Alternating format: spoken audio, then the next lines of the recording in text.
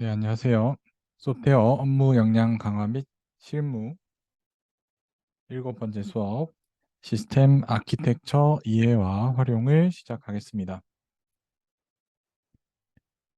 저희 시스템이라는 말이 나오는데요. 이 시스템, 우리가 소프트웨어를 통해서 개발한 데이터베이스를 통해서 개발한 결과물인 소프트웨어와 데이터베이스 각 설계 과정을 통해서 개발한 이 것들을 운용하기 위해서 필요한 시스템이라는 개념이 등장하고요. 이 시스템이라는 시스템 아키텍처의 개념을 이해하고 각 시스템의 구성 요소들을 설명하고, 그리고 각 시스템들의 개념, 다양한 개념들이 있는데 이 여러 분류의 개념과 각 계층, 그리고 우리가 실제로 사용할 IT 기술의 정보 시스템의 서버 유형들을 알아보도록 하겠습니다. 자, 일단 시스템 아키텍처, 이 장 자체가 시스템 아키텍처 이해와 활용이죠. 그래서 이 시스템 아키텍처의 개념, 이 설명 자체를 보자면, 이 아키텍처라는 말은 많이 쓰입니다. 이 아키텍처. 이 아키텍처 자체의 영어 원문을 보면 우리 그냥 한글로 번역을 하면 건축입니다. 우리가 흔히 아키텍처, 뭐 아키텍트, 뭐 아키텍터라고 하는 것들이 이 건축, 건축가, 건축하다, 뭐 건축물 이렇게 불리는 것이 아키텍처고요. 시스템의 아키텍처, 시스템을 설계하기 위한 이 과정과 그 결과물 전부를 시스템 아키텍처라고 합니다. 그 중에서도 우리가 이 IT, 정보기술 분야, 한때 이런 분야가 많았죠. IT, BT, CT 뭐 이렇게 이 두 글자로 이 각 기술들을 분류하는 이런 형태에 있어서 IT 기술에 사용되는 시스템을 정보 시스템이라 하고요. 그중에 이 시스템 아키텍처는 하드웨어뿐만 아니라 소프트웨어 아키텍처를 기반으로 시스템이 이 하드웨어의 구조, 건축 형태, 소프트웨어의 구조, 건축 형태를 기반으로 이 하드웨어 소프트웨어가 통틀어서 무언가 서비스를 제공하기 위한 이 하드웨어의 구성, 소프트웨어 구성 다 합쳐서 시스템 아키텍처라고 합니다. 이 시스템이라는 것은 이 목적으로 하는 어떤 서비스가 존재하고요. 그 서비스를 제공하기 위해서 필요한 다양한 하드웨어들, 소프트웨어들을 모두 다 일컬어서 이야기합니다. 이 시스템 아키텍처라는 거에 대한 정의를 뭐 다양한 기관들에서 했는데요. 국제 시스템 엔지니어링 협회라는 곳에서 시스템 아키텍처를 정의한 방법은 이 시스템을 이 인터페이스, 프로세스, 제약 조건, 동작 방법 측면에서 정의한 기초적인, 그죠? 앞에 이 하드웨어와 소프트웨어를 활용해서 어떤 구성 항목들이 있고, 그리고 어떤 이 각 구성 요소들 간의 인터페이스, 그리고 프로세스, 이 각 구성 요소들이 어떤 작업을 하는지, 그 작업을 하기 위해서 어떤 자원을 사용하는지에 대한 프로세스, 그리고 제약 조건. 이 시스템이 정상적으로 구동되기 위해선 인터페이스도 마찬가지고 프로세스도 마찬가지고 무한히 어떤 자원을 사용하거나 어떤 규칙 없이 자원을 사용하면 안 되기 때문에 그런 이 자원이나 접근에 대한 제약 조건, 그리고 이 하드웨어 같은 경우 이런 동작 방법들이 중요하죠. 실제 어떤 매뉴얼화된 물리적인 버튼 아니면 실제 조작하는 방법, 그런 조작 방법들 측면에서 정의된 기초적인 통합 시스템 구조라고 국제 시스템 엔지니어링 협회에서는 그렇게 정의했습니다. 그래서 이 시스템 아키텍처의 정의를 테크니컬한 기술적인 부분이죠. 이 하드웨어 소프트웨어들이 인터페이스하고 프로세스하고 제약 조건, 동작 방법 전부 다 이 어떤 동작에 대해서 어떤 기술들에 대해서 사용하는 어떤 프로토콜 어떤 걸 쓴다. 우리 소프트웨어 하드웨어는 우리 와이파이 같은 특정 프로토콜을 쓴다. 어떤 기술을 쓴다라는 것들을 쭉 모아둔 걸 시스템 아키텍처라고 하고요. 또 이 교재에서 말하는 이 광의의 시스템 아키텍처의 정의는 이 앞에서 말한 이 테크니컬 아키텍처, 협의의 시스템 아키텍처, 이 국제 시스템 협의회에서 말한 이런 기술 분야뿐만 아니라 이 기술 아키텍처 외에 이 데이터, 실제 이 소프트웨어가 저장하고 관리하는 데이터의 아키텍처, 그리고 실제 이 정보 시스템들의 응용 프로그램이 있겠죠. 응용 방법이 있을 거고, 실제 이 데이터와 이 작업 방식을 사용하는 이 사용자 측면의 어플리케이션 아키텍처까지 포함해서 광의의 의미로 보기도 합니다. 협의의 시스템 아키텍처의 정의를 좀 더 자세히 보게 되면 이 기술 테크니컬 아키텍처를 주로 보게 되는데요. 이 테크니컬 아키텍처 안에는 서버의 디자인, 네트워크의 디자인, 스토리지의 디자인 아키텍처가 존재하게 됩니다. 사실 디자인 자체도 우리가 생각하는 디자인이 뭐 그림을 그리는 어떤 형태, 그림의 색감 이런 게 아니라 사실 디자인도 사실 어떤 건축의 개발의 의미를 가지고 있어서 이 디자인 아키텍처라고 해서 뭐 서버의 뭐 색깔, 서버의 모양 이런 걸 말하는 게 아니고요. 서버를 구축하기 위한 어떤 건축 형태, 실제 서버를 구현하려면 CPU도 꼽아야 되고 메모리도 꼽아야 되고 하드디스크부터 시작해서 실제 하드웨어적인 어떤 형태들도 있을 거고요. 그런 것들 모두 포함해서 디자인이라고 합니다. 자, 이런 시스템 아키텍처의 유형에는 크게 요즘 우리가 대부분의 어떤 서비스, 응용들을 접근하는 방식이 웹이잖아요. 그죠? 웹 서비스 중심의 시스템 아키텍처들을 주로 많이 사용하고 있죠. 주로 뭐 네이버나 구글, 뭐 다양한 클라우드 시스템들도 마찬가지로 이 웹 서비스 시스템 아키텍처를 이용해서 많이 사용하고 있고요. 근데 최근에는 이 웹 서비스 중심의 아키텍처를 넘어서서 우리가 실제로 하드웨어적으로 사용해야 되는 자원들이 있잖아요. 뭐 USB 메모리 같은 거 다 들고 다니잖아요. 아니면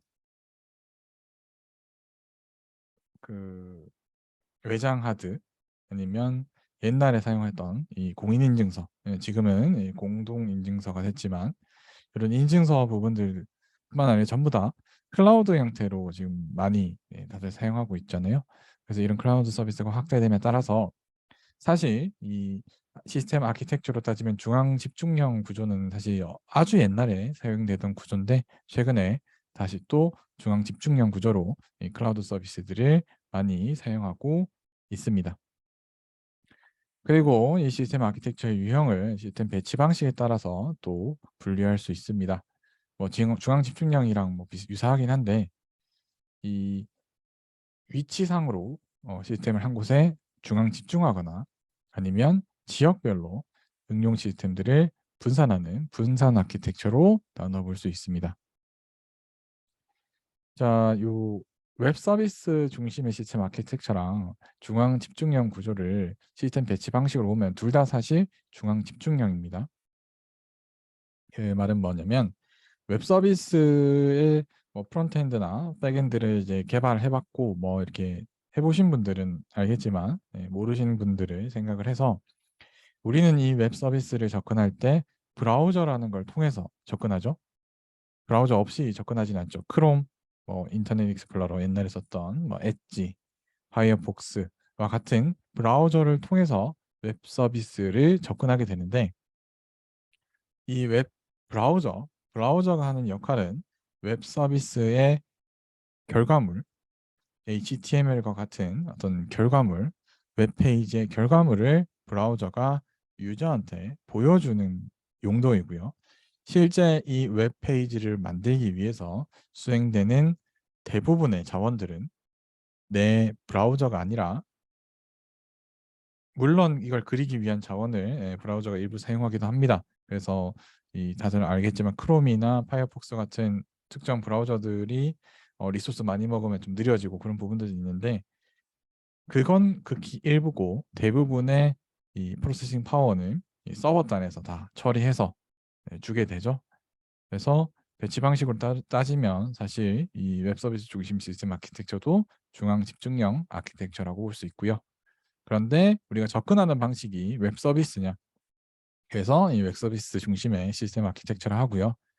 클라우드 서비스는 우리가 실제로 이 로컬로 사용하던 집중하지 않아서 뭐 USB 메모리라든지 뭐 외장 하드, 우리가 기존에 막 다 맨날 들고 다녔던, 매일매일 들고 다녔던, 아니면 게임 소프트웨어 맨날 설치해서 사용했었던 이런 서비스들을 클라우드에 올려서 중앙 집중형 구조로 서비스하는 것을 말하는 게 이 위에 웹 서비스와 중앙 집중형이고요.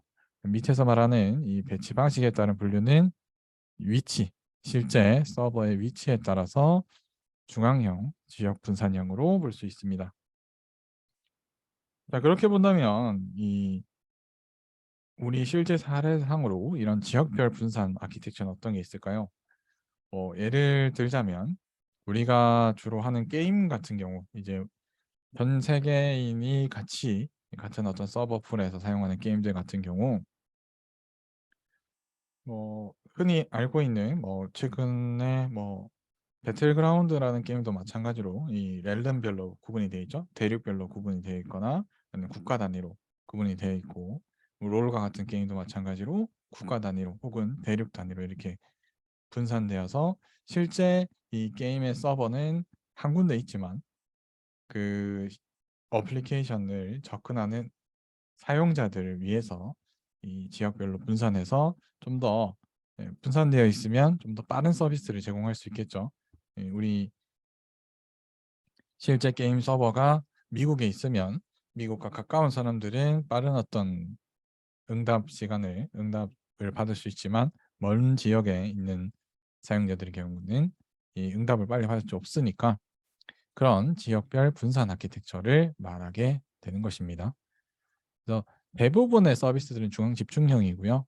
서버와 데이터베이스가 다 같은 공간에 위치해서 서비스를 제공하는데, 좀 다국적의 유저들이 존재하는 시스템에서 이런 형태로 사용하게 됩니다. 조금 더 자세히 중앙 집중형과 지역별 아키텍처를 교재 기준으로 한번 살펴보도록 하겠습니다.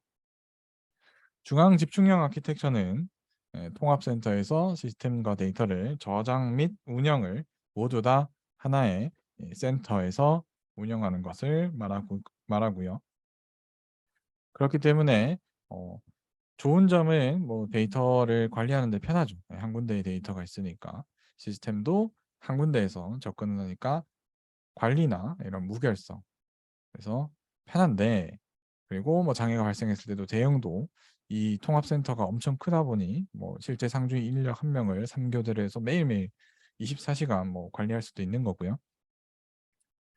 하지만 문제가 생겼을 때 실제 어떤 최근에는 이런 데이터 센터나 이런 데 이제 자연재해라든지 전체 지역의 전기의 문제라든지 이런 센터 자체가 문제가 생기면 이 시스템이 제공하는 전체 서비스가 한 군데에 모든 시스템이 있기 때문에 업무 서비스가 중단되기도 하고, 실제 업무 집중 시간에 네트워크상으로 많은 트래픽들이 몰리기 때문에 피크 타임 부하가 좀 집중되는 문제가 있습니다. 반대로 이제 이 지역 분산형 배치 방식에 따른 분류의 분산형 아키텍처의 경우, 시스템과 응용 시스템을 분산해서 꼭 이걸 다 분산해야 되는 건 아니고요. DB는 한 군데 있는데 어, 응용 시스템은 여러 군데 있고 그런 다양한 형태로 사용할 수 있는데, 이렇게 분산해서 관리할 경우에는 이 분산 관리하는 기술이 필요할 거고요. 실제 여러 개의 지사에서 사용되는 데이터들이 일관성을 가지기 위해서 각 DB들 간의 일관성을 유지하는 어떤 룰과 규칙, 그리고 응용 프로그램도 필요할 수 있고요. 그럼 관리 방법에 있어서 조금 힘들 수 있지만 특정 서버에 장애가 발생하거나 실제 데이터 센터 자체 지역적인 문제로 인해서 한두 개의 어떤 지사가 문제가 생기더라도 다른 이 지사, 다른 이 분산 시스템에서 속도는 느리지만 응답 속도는 느리지만 계속적인 처리를 지원할 수 있는 형태가 분산형 아키텍처입니다. 다음은 응용 프로그램 제공 방식에 따른 분류입니다.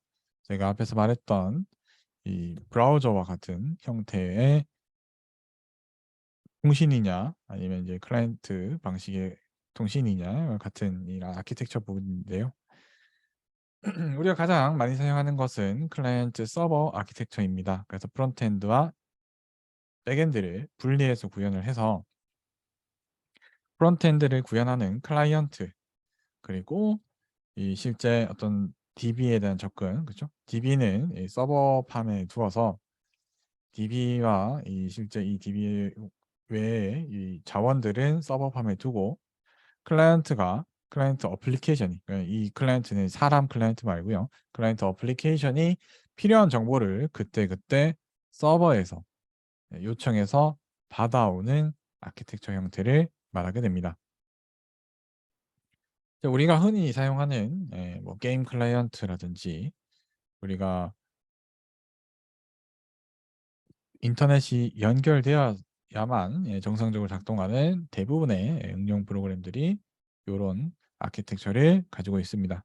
그래서 인터넷이 안 되니까 DB나 우리가 어떤 요구하는 자원들을 인터넷 너머에 있는 자원들을 활용하기 때문에 인터넷에 문제가 생기면 사용할 수 없는 그런 아키텍처라고 할 수 있고요. 이런 아키텍처들을 많이 사용하기 때문에 이 클라이언트 서버 아키텍처를 사용하기 위한 다양한 FTP 서버, 터미널 서버, 아니면 SNMP 같은 메신저를 위한 프로토콜 이런 다양한 프로토콜들이 개발되어서 클라이언트 개발자들을 위해서 이렇게 사용할 수 있게 만들어져 있습니다. 이렇게 뭐 클라이언트 개발자와 서버 개발자 둘 간의 인터페이스만 잘하면 충분히 사용 가능한 이런 형태의 응용 프로그램이 제일 많죠, 그죠? 특히 뭐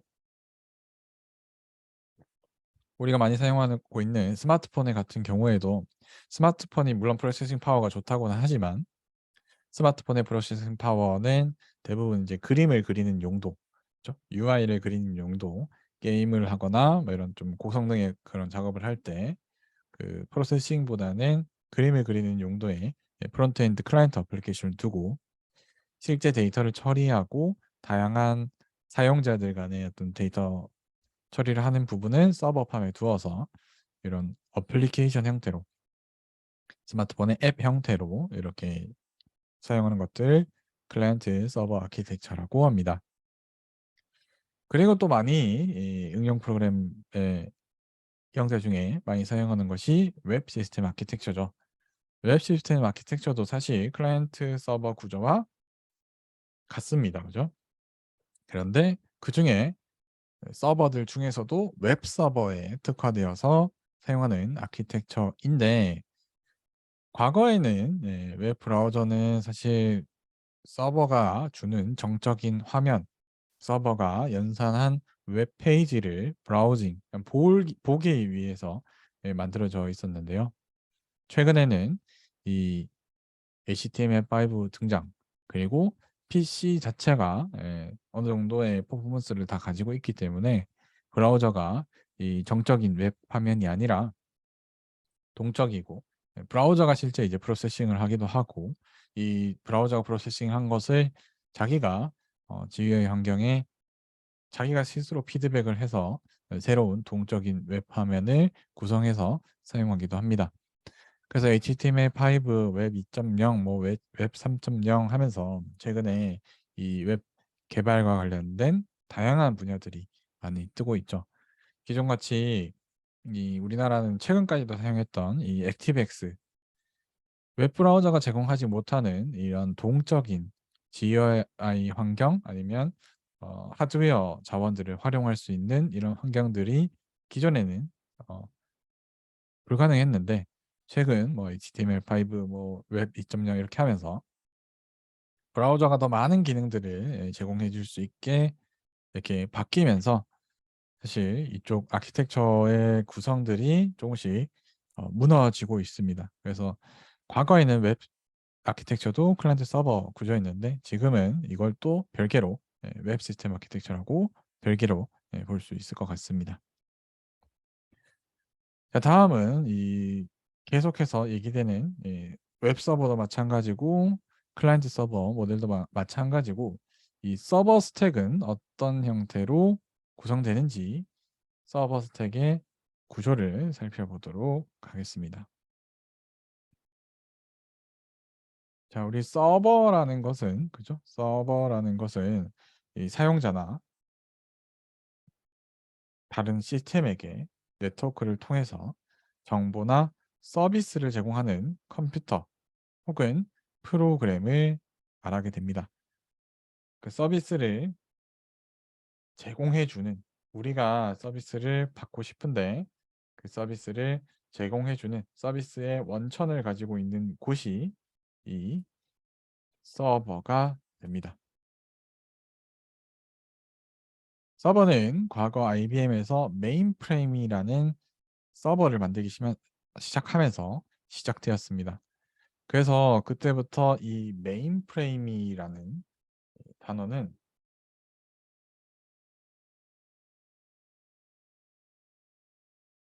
원래는 이 그냥 쇳덩어리를 의미하는 이 용어였는데 최근에는 이 용어가 계속 사용되다 보니 서버를 위한 서비스를 제공해 주기 위한 서비스를 제공받는 게 아니라 서비스를 운용하거나 서비스를 전달하는 목적으로 만들어진 이런 운영 체제 이런 컴퓨터들을 메인프레임이라고 이제 거의 다들 부르게 되었습니다.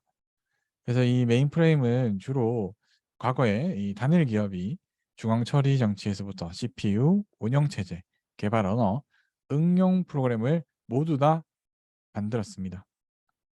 그래서 이 IBM 같은 경우는 이 처음부터 끝까지 다 만들기 때문에 엄청 비용이 높았죠. 왜냐하면 IBM 말고는 이제 만들 수 있는 서버들도 없었고 그리고 그만한 파워와 그만한 어떤 노하우를 가진 업체들이 없었기 때문이죠. 근데 이 메인프레임은 이 1997년 HP, 선, 실리콘 그래픽스 같은 이 유닉스 서버들이 주목을 받으면서 점점 실제 프로세싱 파워도 좋아지니까 크기도 우리가 처음에 말했던 이 메인프레임 거대한 쇳덩어리 사이즈가 아니라 점점 작아지고 전용의 이런 운영 체제가 아닌 유닉스 서버를 이용해서 운영 체제를 꼭 전용의 운영 체제가 아닌 어떤 범용의 운영 체제들을 사용할 수 있는 케이스들이 늘어나면서 이 메인 프레임이 다운사이징 되고 있습니다. 최근에도 뭐 우리 서버 같은 경우 이 메인 프레임 같은 경우 이 말할 때 이제 유니트 단위로 말하는데요. 서버의 크기 뭐 최근에는 PC들도 되게 큰 PC들이 있잖아요. 빅타워 같은 엄청 그죠? 큰 그런 개인 PC들도 있는데 그 정도 사이즈에 들어오는 실제 서버들도 최근에는 나오고 있습니다. 최근에 사실 이 CPU 같은 경우 속도가 크게 성능이 개선된 게 많이 정체되어 있고 그래서 새로운 어떤 기술이 나오는 것들이 프로세싱 파워가 좋아진다기보다 그 안에 얼마나 많은 칩들을 내장하느냐 형태로 많이 발전하고 있기 때문에 그렇게 큰 프로세스 파워를 필요하지 않으면 PC 사이즈의 메인 프레임들도 최근에는 많이 나오고 있습니다. 그리고 이 초창기에 나왔던 이런 CPU들은 2017년에 이 X86이라는 규격을 가지게 되면서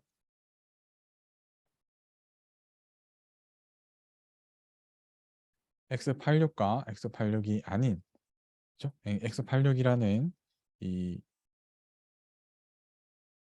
CPU의 포맷, CPU의 어떤 형태 기준으로 이 전용의 서버와, 예를 들면 IBM과 같이 인텔이나 AMD가 만드는 이런 x86, x64 같은 그런 규격이 아닌 별개의 비규격 형태의 전용의 이런 CPU들도 많았는데, 최근에는 거의 서버를 산다라고 하면 뭐 인공지능이나 뭐 기존의 과거에 사용했던 프로그램들 그대로 사용한다 하면 주로 인텔을 쓰고요.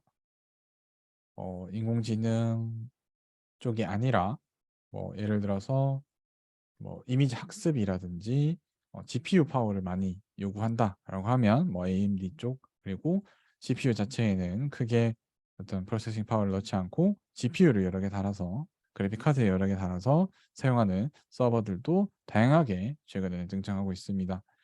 하지만 과거에는 주로 데이터를 많이 저장할 거냐, 아니면 그죠? 데이터를 많이 저장하는 게 와스 서버, 아니면 저장하는 게 아니라 데이터를 많이 관리할 거냐, DBMS 서버, 그 다음에 사용자에게 어떤 응용 서비스를 제공하냐, 그러면 웹 서버, 이렇게 크게 나누어서 볼 수 있었습니다.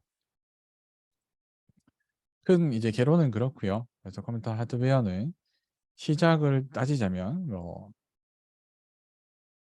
1936년에 앨런 튜링의 튜링 머신이라는 머신이 있었고요.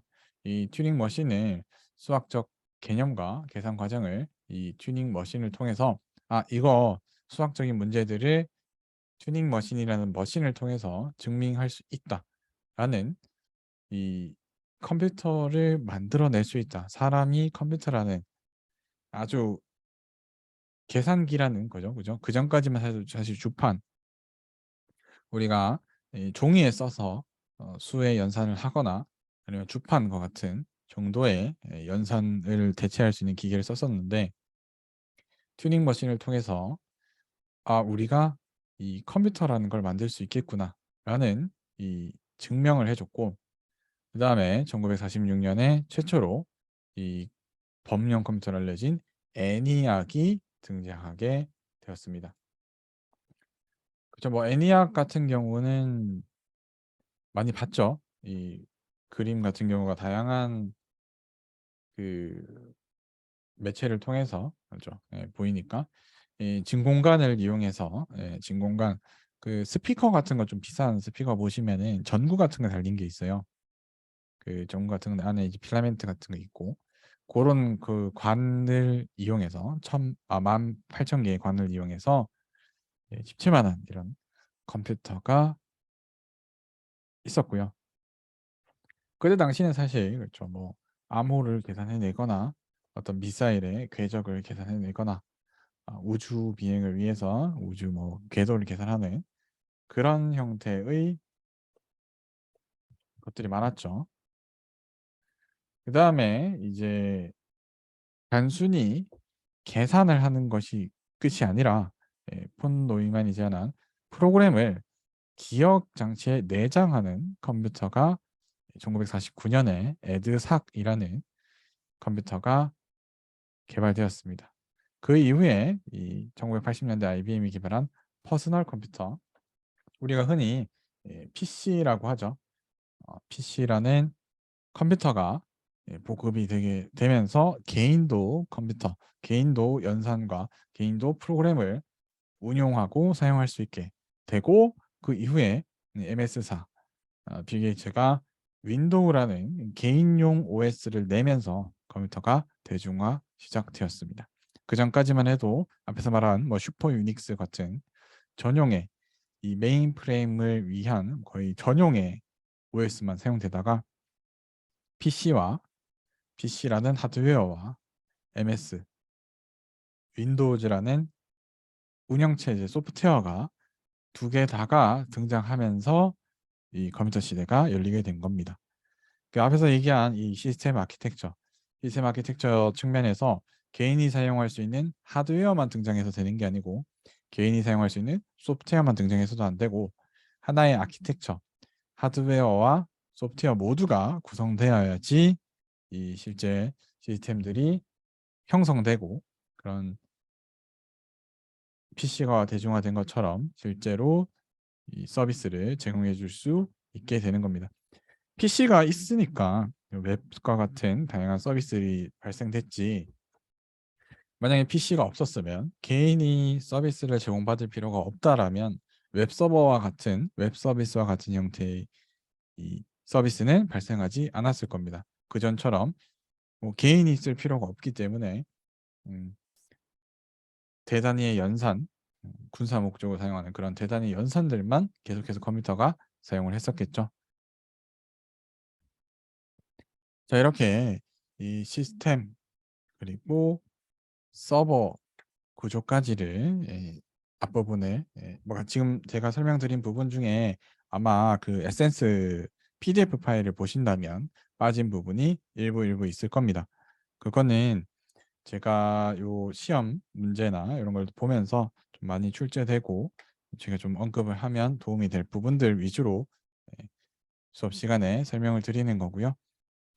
이 강의 자료에 없더라도 만약에 이 공부하시는 데 있어서 좀 이해가 안 되는 거나 이런 부분이 있으시면 질문을 남겨주시면 제가 답변을 해드리도록 하겠습니다. 자, 그러면 중간에 잠깐 10분 쉬고요. 저희 이 시스템 아키텍처의 다음 파트인 앞에 이 하드웨어 부분을 좀 많이 살펴봤죠. 서버를 받고 이 네트워크도 사실 뭐 하드웨어뿐만은 아니라 소프트웨어적인 요소들도 많은데 이 부분에 대해서 10분 쉬고 살펴보도록 하겠습니다.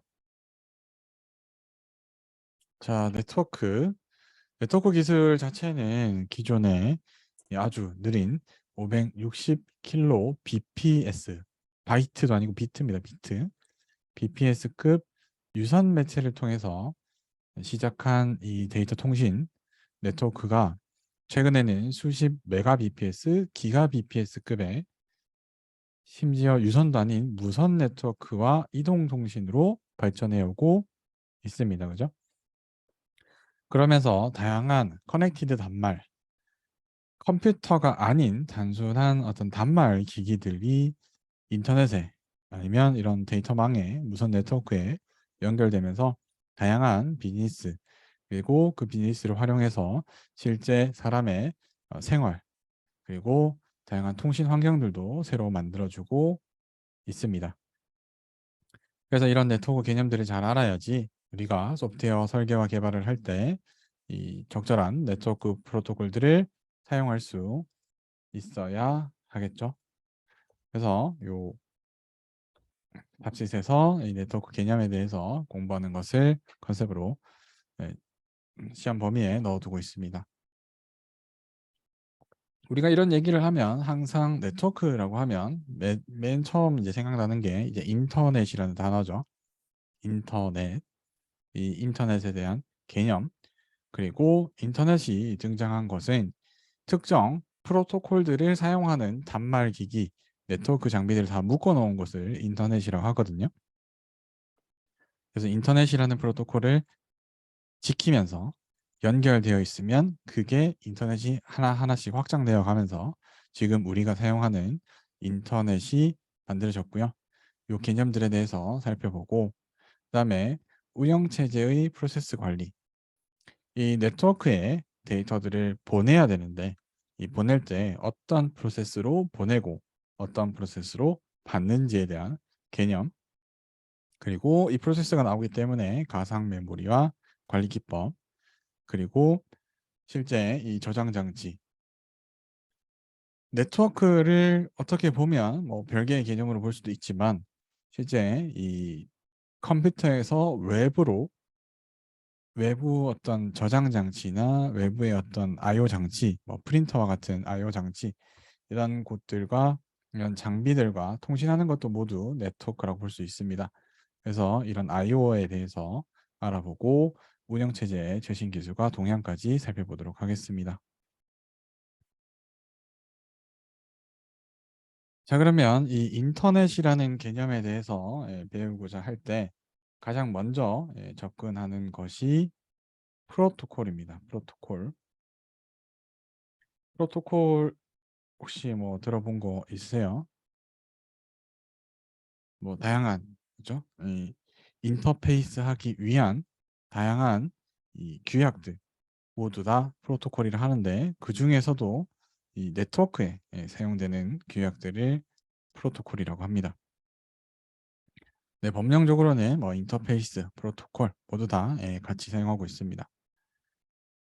이런 프로토콜들을 인증해서 표준화된 인증해서 배포해주는 큰 국제 단체들이 있는데, IETF가 인터넷에 특화된 프로토콜들을 주로 관리하고 있고, 3GPP 같은 경우는 3GPP가 주로 이 휴대폰과 관련된 무선 통신과 관련된 규약들을 표준화해서 우리가 국내에 쓰던 휴대폰을 유심만 꼽아서 로밍을 하면 해외에서도 사용할 수 있는 게, 이 휴대폰에 내장된 프로토콜들은 요 3GPP에서 인증한 프로토콜들을 전부 다 탑재하고 있기 때문에, 다른 국가에서도 유심칩만, 과금 정책만 따르게 되면 전화 인터넷에 접근할 수 있게 되는 겁니다.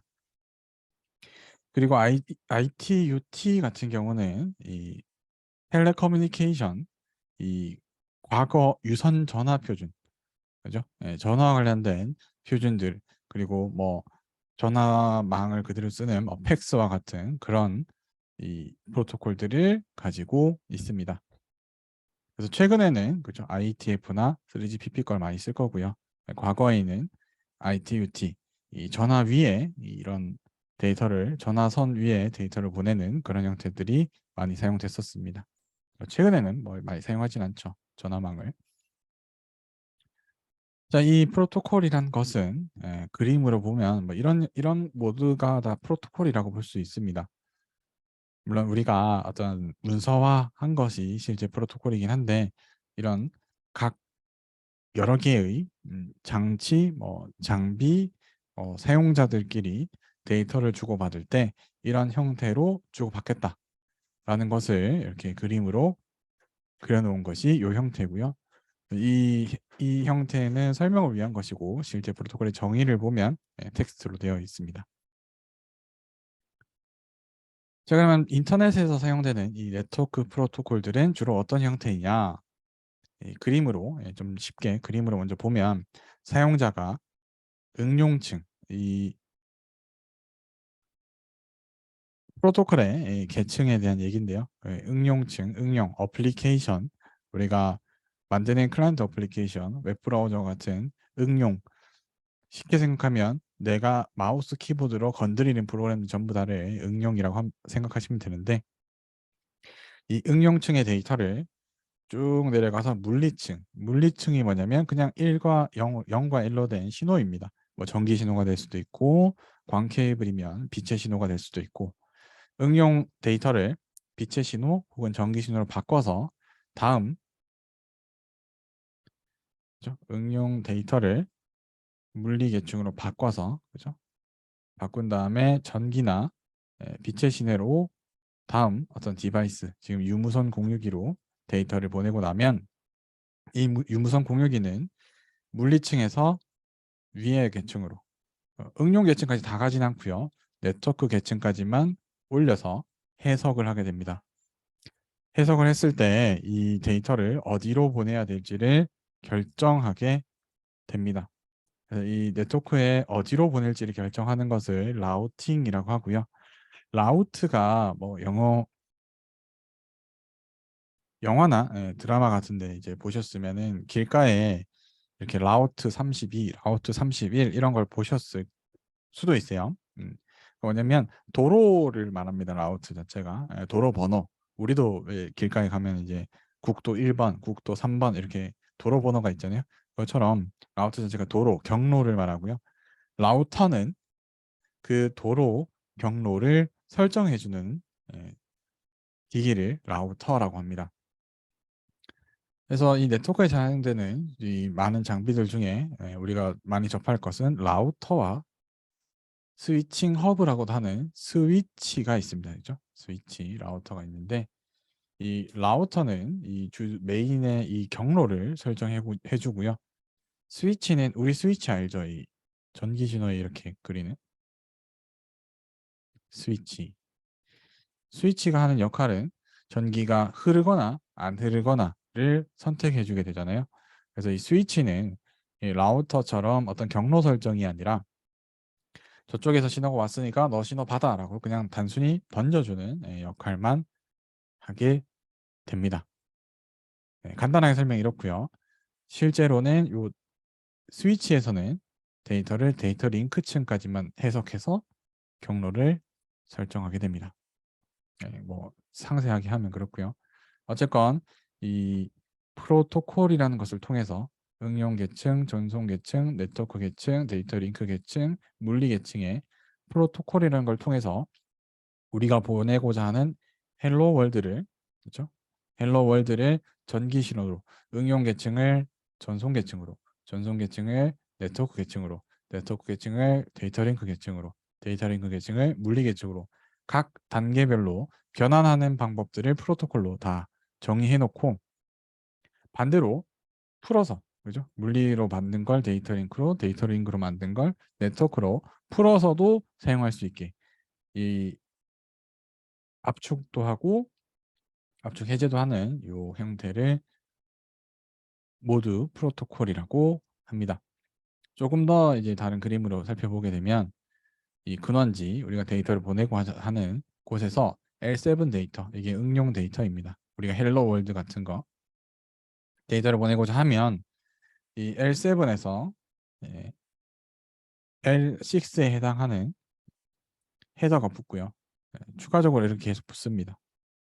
이렇게 붙어서 최종적으로 다 붙은 상태에서 0, 1의 1계층, 물리 계층의 정보로 바뀌게 됩니다.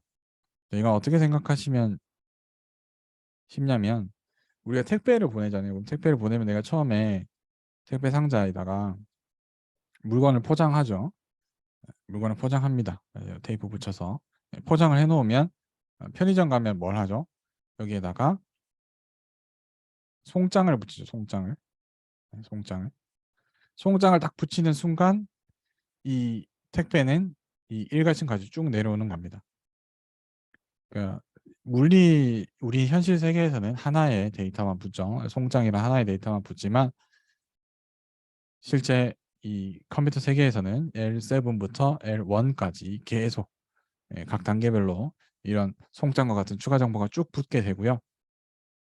이렇게 송장에 붙은 택배를 우리 택배 기사님이 가져가면 어디서 허브 뭐 옥천 허브 이런 데서 분류를 하잖아요.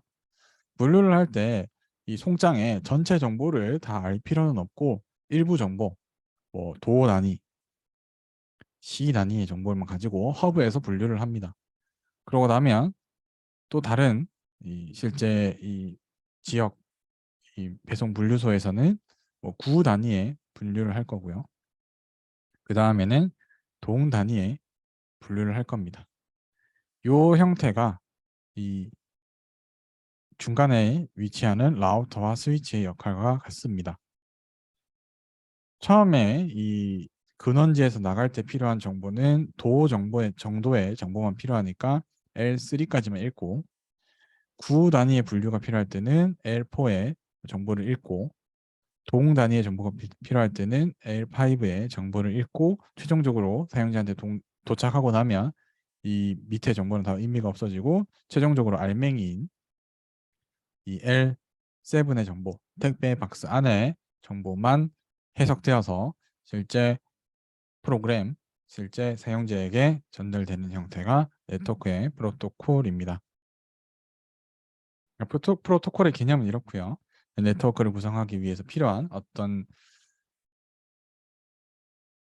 데이터를 암호화하거나 데이터를 변조를 불가능하도록 만들거나 데이터를 신뢰성 있게 전달하고자 데이터를 제일 효율적인 경로로 전송하고자 데이터를 디지털화 변환하고자 이런 다양한 이 프로토콜들을 통해서 데이터를 변환시켜서 최종적인 0, 1 빛이나 전자신호로 바꿀 수 있는 전기신호로 바꿀 수 있는 0, 1로 바꾸고요. 그 각 단계에 필요한 것들이 각 단계의 변환 방법들이 프로토콜입니다. 자, 그러면 여기 왼쪽의 그림이랑 오른쪽 그림이 좀 다른 거를 보셨을 텐데요. 왼쪽의 그림에는 계층이 5개만 있고 오른쪽 그림에는 계층이 7개 있는데요. 이거는 이 큰 2개의 이 네트워크 프로토콜의 계층 구조가 있어서 그렇습니다. 첫 번째로는 이 OSI 참조 모델, OS 참조 모델, OSI 7계층이라고 하는 이 ISO라는 어떤 표준 규약이 있습니다. 그래서 이 ISO라는 표준 규약에서 만들어진 OSI, 오픈 시스템 인터 커넥션, 개방된 시스템 상호 연결 구조라는 이 프로토콜 모델이 있는데요. 이 OSI 모델이 7개로 나눠져 있습니다. 물리, 데이터 링크, 네트워크, 트랜스포트, 세션, 프레젠테이션, 어플리케이션으로 총 7개의 모델로 이 프로토콜을 나누어서 예를 들면 뭐 RIP, OSPF, IGRP와 같은 프로토콜은 3계층 프로토콜이다. 그리고 뭐 AES, DES, 뭐 암호화 프로토콜들은 프레젠테이션 프로토콜이다. TCP/IP, UDP는 트랜스포트 레이어 프로토콜이다. 이런 걸 정의한 걸 이제 OSI라는 곳에서 분류를 한 거고요. 우리가 자동차를 경차는 이 사이즈의 차는 경차, 이 사이즈의 차는 소형차, 이 사이즈의 차는 뭐 대형차, 이 사이즈의 차는 뭐 특수 등급의 자동차 이렇게 분류하는 그 기준을 만든 겁니다. OSI는. OSI가 좀 TCP, UDP 뭐 이런 걸 만든 건 아니고요. 각 계층들의 분류할 수 있는 기준을 만든 거고요. 그래서 이 7개의 이 기준에 포함되는 이 프로토콜들은 어떻게 되냐면 응용 계층에는 우리가 실제 사용자가 접근해서 데이터를 보는 것들을 대부분 응용이라 하고요. 우리가 사용하는 웹 서비스 HTTP, SMTP, SNMP, 전자우편, 이메일 관련된 것들, FTP, 데이터를 파일 서버에다 저장하는 FTP, 텔넷, 텍스트로 이 단말 간에 통신할 수 있는 텔넷 이런 프로토콜들을 응용 계층 프로토콜로 분류했고요. OSI 점정 모델에서 표현 계층은 실제 이 데이터를 통해서 전송되는 이 데이터의 포맷입니다. 포맷. 파일의 확장자와 같은 JPEG, MPEG, XDR, 그리고 인코딩, 그리고 인크립션 모드를 포함해서 표현 계층이라고 합니다. 우리가 데이터를 전송하는 데 있어서 암호화해서 데이터를 전송한다라고 하면 이 표현 계층에서 암호화가 수행되게 되고요. 이 세션 계층은 우리 이 통신하는 데 있어서 예를 들면 게임 하다가 인터넷이 툭 끊겼어요. 아니면 게임하다 게임이 꺼졌어요. 그러면 이 서버 입장에서 내가 통신을 하다가 통신이 끊어졌는데 끊어진 상태에 대해서 판단을 해야 되죠. 아, 얘가 실제로 뭐 전원이 종료되었거나 뭐 네트워크의 문제로 인해서 얘가 끊어진 건지 아니면 얘가 나랑 그냥 얘가 살아 있는데 얘가 정상적으로 인터넷이라는 곳에 붙어 있는데 나랑 더 이상 통신하기 싫어서 강제로 뭐 프로그램이나 강제로 나와의 연결을 종료한 것인지 확인할 수 있는 이 장치 간에 상호작용을 할 수 있는 기능을 제공해 주는 게 세션 계층입니다. 그래서 세션 계층에 사용되는 프로토콜들이 있고요. 그 다음에 이 전송 계층에 사용되는 프로토콜들은 데이터를 주고받을 때 어떤 순서로 어떤 형태로 주고받을지를 결정하는 게 TCP, UDP입니다. 예를 들면 누군가와 내가 데이터를 주고받기로 했다라고 하는데 일방적으로 내가 데이터를 줄 것인지 아니면 상대방이 내가 말하고 나면 응답을 하면 그때 하나하나씩 대답을 하면서 반응을 보면서 통신을 할 것인지 실제 이 메시지 전송과 응답을 어떻게 받아올 것인지에 대한 정의를 하는 것이 전송 계층이고요. 대표적으로 TCP, UDP. TCP는 내가 데이터를 보내고 응답을 받으면 또 데이터를 보내고 응답을 받으면 또 데이터를 보내는 형태가 TCP고요. UDP는 내가 데이터를 보내는 데 있어서 상대방의 응답이 없더라도 아무런 응답이 없어도 계속해서 데이터를 보내는 게 UDP 방식입니다. 다음은 이 네트워크 계층인데요. 네트워크 계층은 실제 라우트, 경로를 선택하기 위해서 나의 위치, 내가 이 네트워크, 인터넷이라는 네트워크, 인터넷이 아니면 다른 인트라넷과 같은 네트워크에서 내가 어디에 위치하는지를 나타내기 위한 이 프로토콜이 네트워크 계층입니다. 이 데이터 링크 계층은 이 어디 있는지는 아는데 어디 있는지는 알지만 실제 이 1계층에서 발생할 수 있는 이 전선 아니면 무선 연결 1계층은 그냥 실제적인 물리적인 연결입니다. 아니면 무선 연결 전선을 이용한 연결 아니면 광 케이블 이용한 연결일 때 실질적으로 이 전선 같은 경우가 우리가 1회 신호를 보낸다라고 했을 때 그죠? 볼티지로 봤을 때 5볼트의 신호를 보냈을 때 이 반대쪽에서 데이터를 수신했을 때 5볼트가 그대로 안 올 수도 있습니다. 중간에 뭐 자성을 지닌 물체가 있다든지 아니면 중간에 어떤 코일 형태의 어떤 구조가 있어서 이 전화의 움직임을 방해해서 볼티지가 낮아지거나 높아지거나 할 수 있겠죠. 그런 상황이 됐을 때 이 데이터를 어떻게 처리할 것인지 4.5볼트, 기준은 5볼트인데 4.5볼트가 왔다면 이건 1인지 0인지 원래 1의 기준은 5볼트인데 4.5볼트가 오면 5.5볼트가 오면 3볼트가 오면 이런 것들을 정확히 정의하는 것이 데이터 링크 계층이고요. 우리가 사용하는 인터넷에서는 이 이더넷이라는 프로토콜을 사용하게 됩니다. 이게 좀 헷갈리죠? 인터넷과 이더넷은 다른 프로토콜입니다. 이더넷이라는 프로토콜은 우리가 사용하는 UTP 케이블, RJ45 케이블 그 옛날 전화기 보시면은 전화기 뒤에 그 케이블 뽑아 보면 전화기 뒤에 케이블은 그 핀이라고 하나요? 뭐 우리 왜 옛날에 휴대폰 충전을 썼던 마이크로 5핀이라고 하잖아요. 그 보시면 5개 핀이 있거든요. 그 핀이 우리가 흔히 사용하는 UTP 같은 경우는 8개나 실제 이제 사용할 수 있는 금속 핀은 8개가 이렇게 박혀 있습니다. 근데 이 전화에 사용하는 선들은 뭐 4개나 2개가 박혀 있습니다. 그래서 이런 규격들을 정의하는 것이 이더넷이라는 프로토콜입니다. 그러면 그 6개 우리 UTP 케이블 랜선 같은 경우는 어떤 사이즈로 해야 되는지 가로 세로 몇 미리인지 이런 게 정해져 있을 거잖아요. 그러니까 내가 그냥 인터넷으로 인터넷 랜선을 사서 꼽으면 어쨌든 다 꼽히죠. 랜선이면. 그런 규격들을 정하는 게 이더넷이라는 프로토콜이고요. 물리 계층은 실제 이 비트를 전송할 건데 1과 0의 이 데이터를 전송을 할 건데 어떻게 전송할 거냐? 뭐 전파로 할 거냐? 광 케이블로 할 거냐? 아니면 실제 그냥 UTP 랜선과 같은 전기 신호로 보낼 거냐? 이런 것들을 정의하는 이렇게 7개로 나눈 게 OSI 참조 모델입니다. 좀 더 상세하게 살펴보게 되면 어플리케이션 계층은 응용 계층이라 해서 우리가 만드는 응용 프로그램을 응용 계층이라고 보시면 되고요. 우리가 만드는 대부분의 소프트웨어는 이 응용 계층이라고 보시면 돼요. 우리가 사용자가 이해할 수 있는 데이터를 다루는 영역입니다.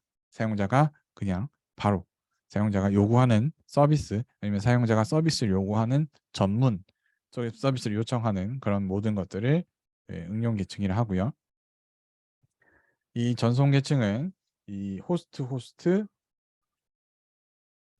트랜스포트 레이어라고도 하면서 이 응용 프로그램 간에 관리할 수 있는 추상 포트를 말하게 됩니다. 이 첨자 모델에서는 전송 계층을 말하고요. 이 전송 계층의 문제가 발생하게 되면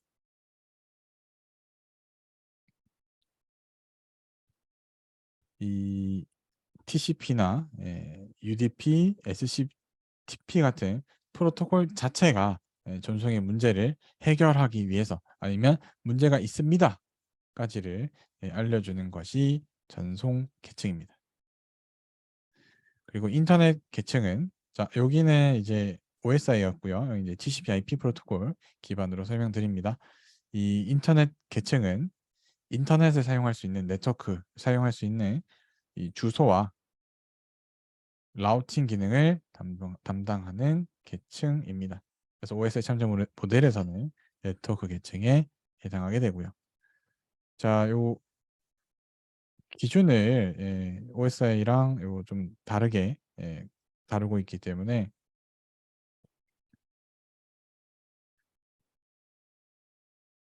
이쪽에서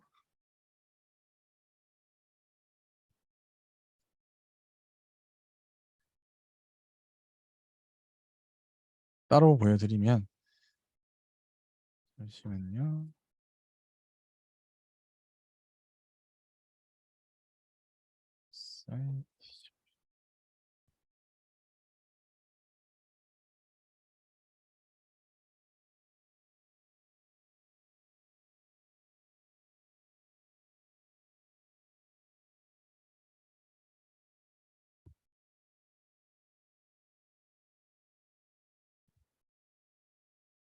네, 이런 형태로 볼 수 있습니다.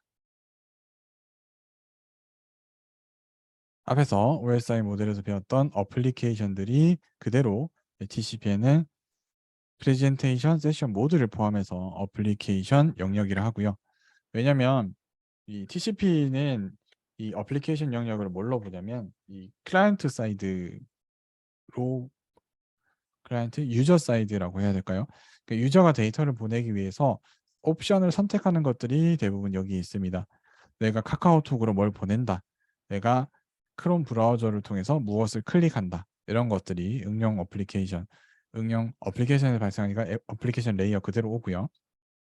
프레젠테이션은 내가 이 데이터를 보낼 때 이 데이터의 인코딩, 뭐 한글이다, 영문이다, 아니면 파일이다, 어떤 형태의 파일이다, 이런 것들을 결정하게 되고, 세션은 내가 이걸 어플리케이션을 통해서 보내기 때문에 어플리케이션이 꺼지는 순간 이 세션까지가 종료됩니다. 그래서 이 TCP/IP 모델에서는 여기 전부까지를 어플리케이션 레이어라고 하게 됩니다. 그 다음 트랜스포트 영역 같은 경우는 트랜스포트는 대부분 다 어플리케이션들마다 전송하는 방법이 정해져 있습니다. 어떤 데이터는 TCP로, 어떤 데이터는 UDP로. 이 어플리케이션 자체에 정해져 있는 거기 때문에 유저가 선택해서 사용하는 게 아니라 이미 정해진 방법대로 전송되게 됩니다. 그 다음에 앞에서 했던 네트워크 영역. 우리 네트워크 영역이 이 라우팅을 위한 나의 위치, 인터넷에서의 나의 위치를 알려줄 수 있는 영역이라 했는데요. OSI에서 TCP/IP에서는 이 영역을 인터넷 계층이라고 합니다.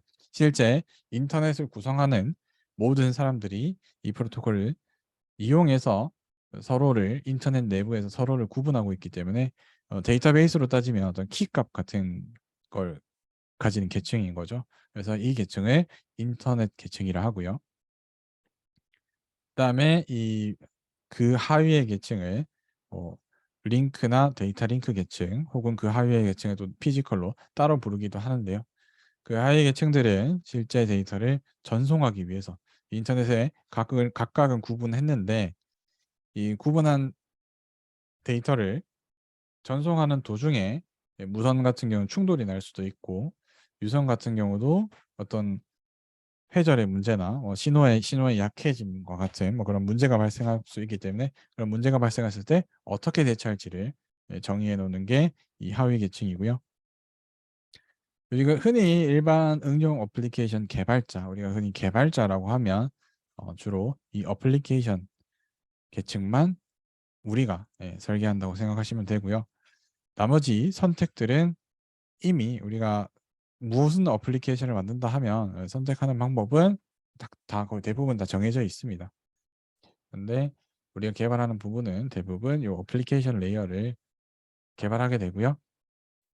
실제 장비를 제작하는 데 있어서 지금 보시면은 계층이 두 가지 모델이 있고 이 두 가지 모델에 분류하는 이름이 좀 다르다 보니까 어느 게 실제 필드에서 사용되냐라고 하시면 연구를 하거나 우리가 이 프로토콜들을 다양하게 분류하고자 할 때는 OSI 모델이 좀 더 상세하게 7개로 나누어져 있어서 OSI 모델을 더 많이 사용하긴 하지만 실제 네트워크 디바이스나 인터넷을 구성하는 장비들을 개발하는 그런 실제 제조사 측에서는 이 TCP/IP 모델을 많이 사용합니다. 왜냐하면 이 OSI 모델의 이 위쪽 TCP의 어플리케이션 레이어는 네트워크 장비는 아무런 연관이 없습니다. 네트워크 장비는 그냥 여기서 오는 신호를 그대로 전송해주고 네트워크의 위치를 구분해서 전송하면 되기 때문이죠. 그래서 실제 네트워크 디바이스들은 요 단계 트랜스포트, 네트워크, 데이터 링크, 피지컬 실제 네트워크에서는 요 모델들을 사용해서 장비들을 개발을 하고 있습니다. 뭐 예시로 하나 뭐 그냥 간단하게 설명을 드리면 이 네트워크 프로토콜과 트랜스포트 프로토콜이 되게 중요한데요. 과거에 몇 년 전이죠? 한 5년 전, 10년 전쯤에 있었던 일인데 옛날에 한번 카카오톡 때문에 SKT 망이 한번 몇 시간 동안 안 된 적이 있었죠. 기억나시는 분들도 있을 수도 있고 기억 안 나시는 분도 있을 수도 있는데 어떤 이 트랜스포터 네트워크 프로토콜을 잘못 설정해서 그런 문제가 발생을 했었습니다. 왜냐하면 카카오톡 서버가 있고, 그죠? 서버가 있고 카카오톡을 사용하는 개인의 많은 안드로이드, 애플 유저들이 막 이렇게 휴대폰 유저들이 있었을 건데 한 사람이 데이터를 다른 사람한테 이렇게 보냈어요. 보내면 우리 푸시 메시지 딱 뜨면서 푸시 메시지를 읽으면 전체 메시지를 카카오톡 서버로부터 읽어오게 되어 있잖아요. 그렇죠? 그런 식으로 구성이 되어 있는데 우리가 이 어떤 A라는 사람이 카카오톡을 친구한테 보낸 거예요. 친구한테 보냈더니 카카오톡 서버가 그 메시지를 친구한테 전송을 해줘야 되는데 이 전송하는 이 트랜스포트 규약 전송을 어떻게 할 것인가 트랜스포트 규약을 정하는 데 있어서 처음에 카톡 하면서 푸시 메시지를 주죠. 그죠? 카톡 하면서 푸시 메시지 주는데 내가 처음에 한번 요청을 하면 그 요청을 그대로 카톡에다가 서버에다가는 풀 메시지를 저장하고요. 푸시 메시지로는 한 줄짜리가 가잖아요. 점점점 하면서 그걸 보낸 거예요. 근데 보냈는데 만약에 내가 그 터널에 있어서 그죠? A라는 사람이 터널에 있어서 카톡을 받지 푸시 메시지를 받지 못했다면 카카오톡 서버는 어떻게 했었냐? 5초 뒤에 한 번 더 보냅니다. 그래도 못 받으면 5초 뒤에 한 번 더 보냅니다. 5초 뒤에 한 번 더 보내는 거예요. 이런 것들이 어마무시하게 이 트랜스포트 규약 자체를 잘못 만들어서 그러면은 이걸 반대로 해야 되는데 카카오톡 서버가 이걸 주는 게 아니라 얘가 푸시 서버에 접근을 해서 메시지를 받아와야 되는데 얘가 인터넷에 연결이 되면 근데 얘가 안 보인다고 계속 보낸 거예요. 그러면서 얘가 위치한 카카오톡 서버가 위치한 이 망이 이 SKT 망이었는데 SKT 망이 카카오톡 서버가 발생시키는 이 트래픽들로 인해서 다운이 된 적이 있었습니다. 트랜스포트 규약을 이런 최악의 케이스를 생각하지 않고 설계를 했던 거죠. 그래서 그 이후에 이 카카오톡과 같은 이런 안드로이드 어플리케이션들이 메시징을 할 때는 반드시 푸시 서버라는 걸 그죠? 우리 뭐 문 여세요 푸시 풀 할 때 그 푸시인데요. 누르세요라는 서버를 만들어서 내가 인터넷이 연결되면 푸시 서버에 띵동이라고 누르는 거예요. 그러면 푸시 서버가 그동안 저장하고 있던 나한테 온 메시지를 우르르르 주는 겁니다. 그래서 푸시 서버에 푸시를 하지 않으면 데이터는 나한테 넘어오지 않아요. 그래야 내가 데이터를 받을 준비가 되어 있어야지 데이터를 받아야겠죠. 내가 데이터를 받을 준비가 안 돼 있는데 나한테 누군가 데이터를 보내봤자 아무 의미가 없으니까요. 이런 규약들이 이 트랜스포트에 규약입니다. 그래서 최근에는 안드로이드도 마찬가지고 애플도 마찬가지고 이 안드로이드에서 이 메시지를 주고받을 때 안드로이드랑 애플에서 제공되는 푸시 서버를 통해서 데이터를 주고받게 설계되어 있습니다. 사실 옛날에 이 단말들이 그렇게 많지 않고 단말들이 발생할 수 있는 문제 상황들이 많지 않았을 때는 이런 트랜스포트 계층이 이런 복잡한 형태를 갖추지 않았어도 됐는데 최근에는 이런 문제들이 많이 발생해서 다양한 어플리케이션 레이어들의 대응 방법들이 나오고 있습니다. 그 다음은 이 인터넷의 주소 체계, 우리 IP 주소, 맥 주소, 포트 주소, 인터넷 주소라고 하잖아요. 이 각 주소들이 의미하는 바에 대해서 살펴보도록 하겠습니다. 이 맥 주소라는 것은 이 맥 어드레스, 이 미디어 액세스 컨트롤이라는 맥의 주소인데요. 미디어 액세스 컨트롤이 차분차분히 이 뜻을 찾아보시면 미디엄은 매체를 말합니다. 매체. 우리가 사용하는 데이터를 이 주고받기 위해 사용하는 매체의 접근, 액세스 접근, 컨트롤, 제어, 매체 접근 제어 프로토콜입니다. 그래서 우리가 사용하는 물리적이거나 아니면 그 유선이든 무선이든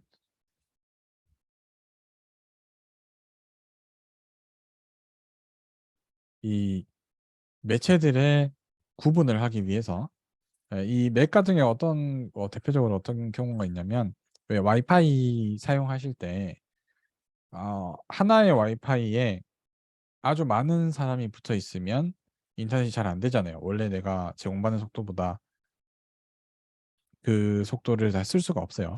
그 상황이 왜 그러냐면 이 맥이라는 것들이 발생하는데 일반적인 와이파이 같은 경우는 뭐 다양한 요즘 최근에 있어서 많은 다양한 무선 통신 규약들이 나오고 있기는 하지만 과거에 기존의 와이파이들을 말하면 100mbps 이하대의 와이파이를 말하면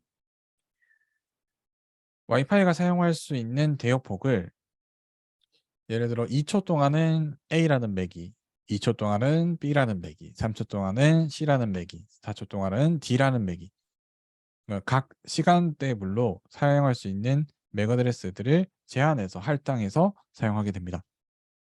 그래서 이 단말이 너무 많아지면 내 차례가 오는데 1분이 걸리는 거예요. 그러면 내가 데이터를 보내고 데이터를 받아내는데 1분이 걸리기 때문에 그 네트워크에 위치한 누구도 인터넷으로 데이터를 보낼 수는 있지만 받는 데까지 1분이 걸리기 때문에 어플리케이션 레벨에서 뭐 전부 다 뭐 문제가 있다라고 나오게 됩니다. 그래서 이 부분들을 개선하기 위해서 사실 무선 네트워크들은 많이 발전을 해 왔습니다. 자, 이 문제가 왜 발생하냐면 무선에서는 여러 사람이 동시에 말하면 상대방이 말하는 걸 알아들을 수가 없잖아요. 그래서 이 시간 단위로 나누어서 이 무선에 접속한 사람들끼리 시간 단위로 나누어서 이렇게 말을 하게 하다 보니 자기가 하고 싶은 말을 하고는 자기가 하고 싶은 말에 대한 응답을 듣는데 시간이 너무 많이 걸리는 문제가 발생하는 거죠.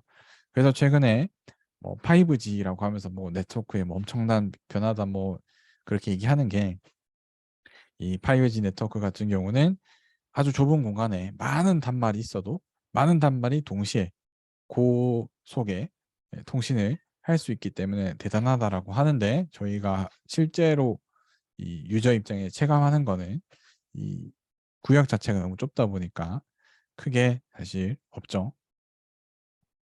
이 맥 주소 부분은 매체 간의 통신을 위한 주소이고요. IP 주소는 우리 인터넷에 사용하는 인터넷의 각각의 단말들을 구분하기 위해서 내가 저기 있는 구글 서버에 접속하려면 구글의 IP 주소를 치면 구글에 접속할 수 있죠. 그렇게 인터넷에 속한 여러 단말 각각을 구분하기 위해서 사용하는 주소가 IP 주소입니다. 인터넷 영역에서 필요한 주소, IP 주소, 이 물리적으로 연결되어 있는 미디어 액세스, 매체 간의 구분을 하기 위한 것이 맥 주소. 그 다음에 이제 포트 주소, 포트 번호라고도 있는데요. 이 포트 번호는 뭐냐면 포트가 우리 항구죠, 항구. 우리가 IP 주소와 맥 주소를 통해서 원하는 데이터를 컴퓨터에 받아왔어요. 내 PC에서 원하는 상대방 서버나 상대방 PC에 데이터가 도착을 했는데 우리 컴퓨터 안에는 동시에 사용하고 있는 프로그램이 여러 개가 있잖아요. 컴퓨터 하나하나는 IP 주소로 구분했다고 하지만 컴퓨터 안에 어떤 프로그램에 이 데이터를 줘야 되는지를 구분해야 되는 거죠. 그래서 컴퓨터 내부에 포트, 우리가 뭐 배로 뭔가를 보낸다 하면 우리가 부산항에 배로 보냈다 그럼 부산항에 포트 번호가 있습니다. 각 이 부두 번호가 있어요. 그래서 그 부두에 정확한 어디 위치에다가 데이터를 내려놓으면 되냐라는 것을 구분하기 위해서 컴퓨터 내부의 다양한 프로그램들 간의 이 전송에 있어서 구분하기 위해 사용되는 것이 포트 번호입니다. 그래서 포트 번호에는 0부터 1023번까지를 웰도운 포트, 잘 알려진 포트라고 해서 이 IANA에서만 허가해준 프로그램들만 사용할 수 있는 포트 번호가 있고요. 그 다음에 레지스터드 포트라고 해서 1024번부터 49,151번까지 이 각 프로그램들이 협의하에 사용할 수 있는 포트 번호가 있고요. 우리가 보통의 테스트를 위해서 그냥 내가 자바 프로그램, 파이썬 프로그램, C 프로그램, C# 프로그램 만들어서 테스트를 하는 용도로 사용하는 포트들은 보통 동적 포트, 다이나믹 포트라고 해서 49,000번부터 65,000번대까지의 포트 중에서 사용하는 것이 일반적입니다. 그래서 우리가 흔히 사용하는 게임이나 메신저들, 별개의 메신저 같은 게 윈도우 메신저 이런 메신저 같은 것들이 사용하는 포트가 4만 번에서 6만 번대 포트들을 사용하게 됩니다. 자, 그리고 서브네팅 같은 경우가 이제 실제 요 네트워크 개념 관련돼서 문제로 많이 나오게 되는데요. 제가 뭐 간단하게 뭐 이렇게 5분, 10분 설명한다고 설명드릴 수 있는 게 아니다 보니까 이거는 꼭 한 번쯤 유튜브나 이런 데로 한번 더 살펴보시고 그 한 번 정도 살펴보시고 이해 안 되는 부분이 있으면 이 문제를 캡처하거나 해서 알려주시면 제가 한 번 더 설명드리도록 하겠습니다. 자, 우리가 인터넷에서 각각을 구분하고자 하는 것이 IP 주소라고 했는데요. 우리도 주민등록번호로 사람을 각각을 구분해낼 수 있죠. 마찬가지로 IP 주소도 이 인터넷이란 내부에서 주민등록번호는 대한민국 주민이라면 각각을 구분할 수 있는 이 키값, 번호인데요. 이 안에도 규칙이 있다는 겁니다. 이 IP 주소 안의 규칙은 뭐냐면 이렇게 서브넷 마스크라는 시스템을 이용해서 서브넷은 뭐냐면 우리 서브, 그죠? 서브가 뭐죠? 보조의 이 트리 같은 경우도 트리, 서브 트리 이렇게 얘기하잖아요. 서브 노드 이렇게 얘기하잖아요. 네트워크를 서브 쪼개는 것을 말합니다. 서브 네트워크 쪼갤 때 사용하는 마스크인데요. 이 마스크는 우리 그 마스크 쓰고 있는 그죠? 지금 코로나 때문에 쓰고 있는 이 마스크와 같이 무언가를 가리는 용도입니다. 이 서브넷 마스크도 IP 주소랑 같은 시스템을 가지고 있습니다. 그래서 우리 이진수로 8개씩, 8개씩, 8개씩, 8개씩 총 이진수 32개로 구성되는 IPv4 시스템을 사용하고 있는데요. IPv4는 요 옥텟이 하나, 둘, 셋, 4개라서 IPv4라고 하고요. 이 네 번째 버전이라서 V4라고도 하고요. 그래서 IPv4, IPv6 이렇게 우리가 지금 네트워크에서 사용하는 크게 두 가지 IP 프로토콜이 있는데 이 서브넷 마스크는 이 8개의 이진수들 중에서 1과 0으로 서브넷이 어디까지다를 구분해 줍니다.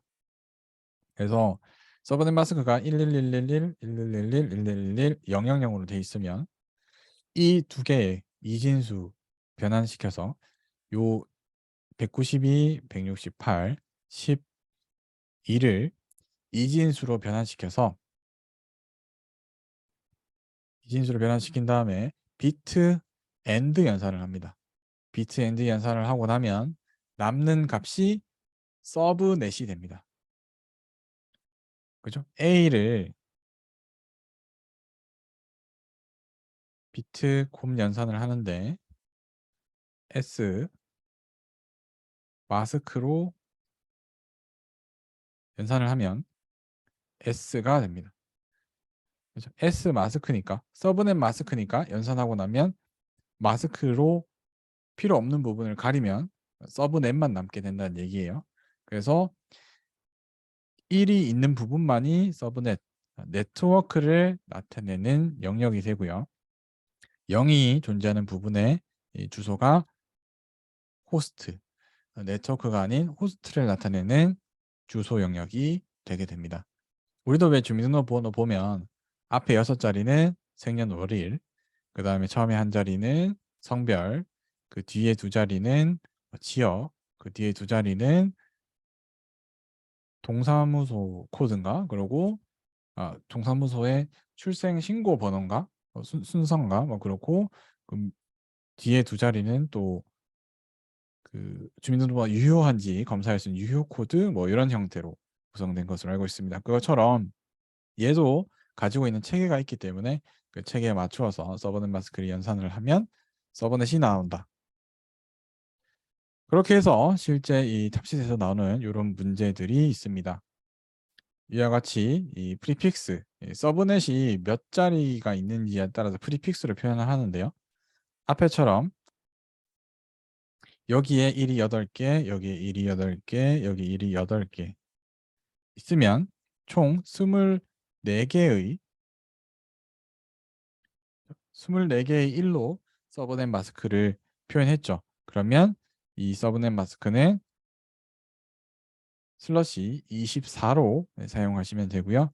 여기서 이 책에서 제시해 준 거는 25, 26, 27, 28, 29, 30, 31, 32의 프리픽스를 제공해 줬고 이 프리픽스를 마스크로 변환하면 이런 형태가 된다.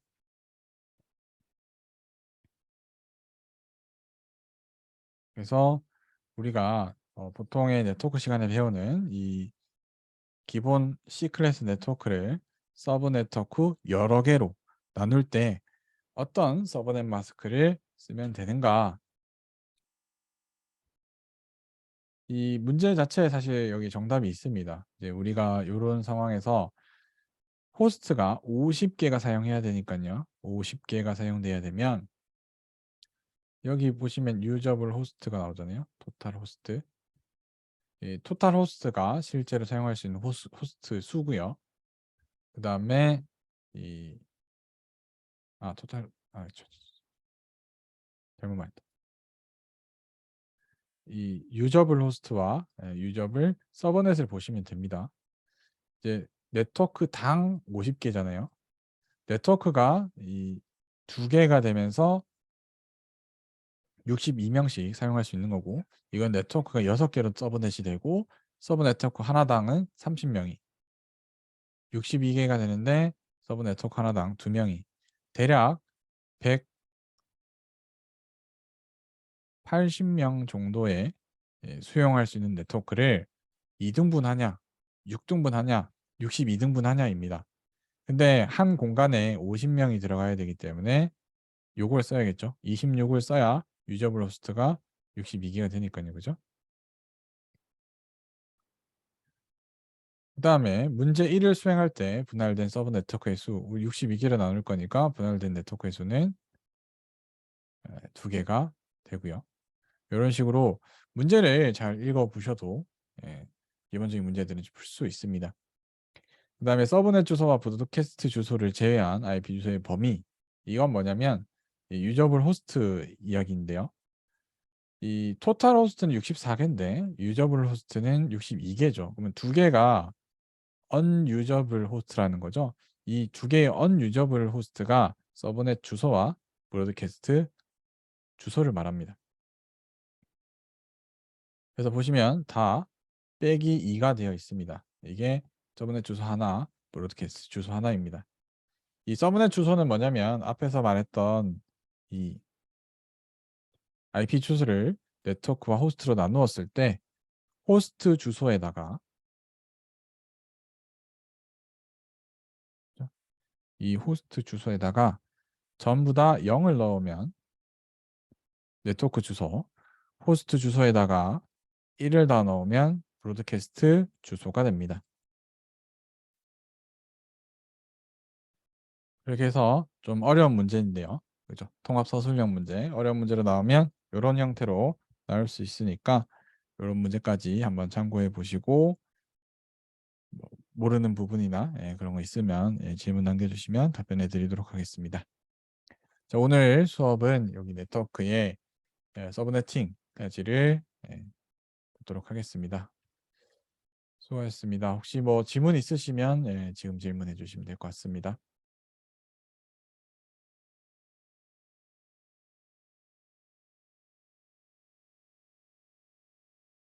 네, 그러면 질문 없으시면 오늘 수업은 여기까지 하겠습니다. 수고하셨습니다.